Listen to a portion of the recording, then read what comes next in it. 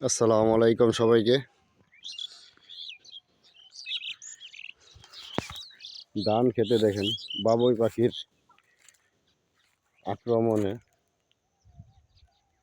দেখেন বাবুই পাখি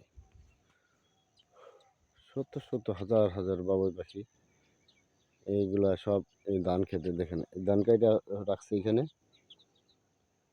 ধান খাওয়ার জন্য আসছে। ওদের কাছে শীত আর গরম নাই। দেখেন বাবুই পাখি কত প্রচণ্ড কুয়াশা, পেটের খিদা কি শীত আর গরম মানে দেখেন কি অবস্থা বাবুই পাখি। এরা সবে ধান খাওয়ার জন্য আসছে এখানে এই ধান খেত। এখানে দেখেন এই যে খেতে কাকতারুয়া দিয়ে রাখছে পাখিতে ধান নষ্ট না করে।